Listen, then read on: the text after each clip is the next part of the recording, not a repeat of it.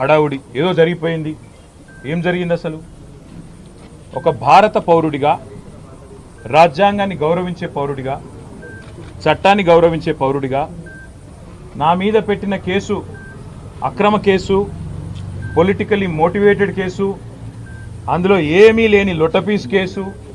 కానీ ఏదో ఒకటైనా సరే అతికిచ్చి ఏదో ఒకటి చేసి బట్టగాల్చి మీదేసి ఏదో జరిగింది అని చూపెట్టే ప్రయత్నంలో పెడుతున్న కక్ష సాధింపు కేసు అని తెలిసినా ఏసీబీ విచారణకు పిలిస్తే గౌరవించి నిన్న పొద్దున 10 గంటలకు నేను పోయినా.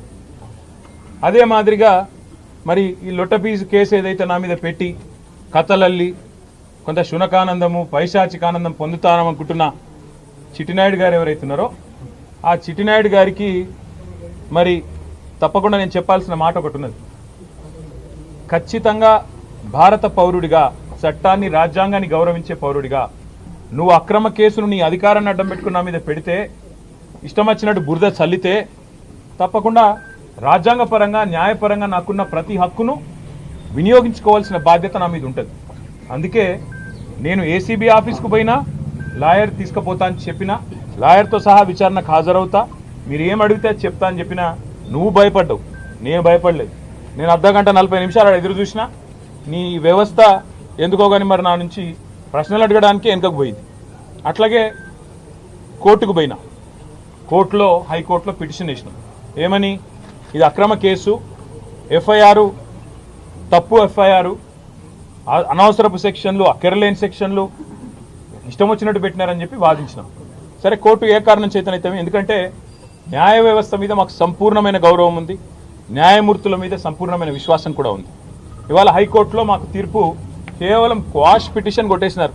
దానికే కొంతమంది ఎంత సంతోషపడిపోతున్నారంటే, కాంగ్రెస్ వాళ్ళు ఏదో నాకు ఉరిశిక్ష చేసిండ్రు, లేదా నేరారోపణ అయిపోయింది, రుజువు అయిపోయింది, మొత్తం కేసే అయిపోయింది అని చెప్పి సంకలు గుద్దుకుంటా ఉన్నారు.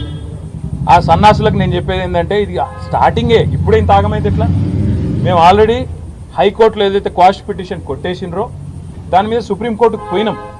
సుప్రీంకోర్టులో మ్యాటర్ ఉన్నది. ఇప్పుడు అది ఎప్పుడు వస్తుందో వస్తుంది. అది సుప్రీంకోర్టు ఎట్లా నడుస్తుందో ఆ పద్ధతి ప్రకారం 2 రోజుల్లోనో, 3 రోజుల్లోనో, వారం రోజుల్లోనో ఎప్పుడు వస్తుందో వస్తుంది. అక్కడ కూడా న్యాయ పోరాటం చేస్తాం. అట్లాగే నిన్న మీరు ఏదైతే నా హక్కులకు భంగం వాటిల్లే విధంగా వ్యవహారం చేసినారో, నేను విచారణకు చట్టాన్ని గౌరవించే పౌరుడిగా హాజరై అక్కడ ఏ సమాధానం అడిగినా చెప్తానని పోయినప్పుడు లాయర్లతో రావద్దంటారు. నేను చెప్పిన మీరు దొంగలు, ఎందుకంటే మీరు గిట్లనే చేసింది ఇదివరకు కూడా. పాపం మా పట్నం నరేందర్ రెడ్డి ఆయన ఇయని స్టేట్మెంట్ ఇచ్చినట్టు బుకాయించి వెంటనే మీడియాలో లీకులు ఇచ్చే దౌర్భాగ్యులు మీరు. నేను నమ్మను మిమ్మల్ని, మా లాయర్ బరాబర్ ఉండాలని అడిగిన. రేపు అందుకే కోర్టుకు కూడా పోతున్నా, హైకోర్టుకు కూడా. నాకు న్యాయవాదుల సమక్షంలో విచారణ జరగాలి అని కోరుతూ హైకోర్టుకు పోతున్నా. తప్పేమున్నది అందులో? న్యాయ వ్యవస్థను తప్పకుండా నాకు ఇవాళ ప్రాధేయపడి వారిని అడిగి నాకు ఈ దుర్మార్గుల నుంచి చట్టపరమైన రక్షణ కల్పించండి అని అడుగుతున్నాను. నేనేం వేరే అడుగుతలేను కదా, ఆ పని చేస్తున్నాను. దానికి కూడా కాంగ్రెస్ వాళ్ళకు ఏమేమో ఆగమాగం అయిపోతున్నారు. ఇక కొంతమంది మంత్రులు అయితే వాళ్ళే న్యాయమూర్తులు అయిపోతున్నారు, వాళ్ళే శిక్షలు వేస్తున్నారు, వాళ్ళే చెప్పేస్తున్నారు నెక్స్ట్ ఏం జరగబోతుంది, ఇదేమవుతుంది, అదేమవుతుంది. వాళ్ళకి నేను చెప్తా ఉన్నా, ట్రయల్ మీడియాలో జరగదు, ట్రయల్ సెక్రటేరియట్లో జరగదు, ట్రయల్ మంత్రుల పేషీల్లో జరగదు, ట్రయల్ న్యాయస్థానాల్లోనే జరుగుతుంది. గతంలో మీరు ఇట్లాంటివి అనుభవాలు ఎదుర్కొన్నప్పుడు మీరు కూడా కోర్టుకే పోయినారు, మేము కూడా ఇప్పుడు కోర్టుకే పోతున్నాం. దానికి ఇంత గగురుపాటు, ఉలికిపాటు ఎందుకో మంత్రులకు నాకు అర్థం కావడం లేదు. మళ్ళా చెప్తా ఉన్నా, అరపైసా అవినీతి కూడా జరగలేదు, రూపాయి అవినీతి కూడా జరగలేదు.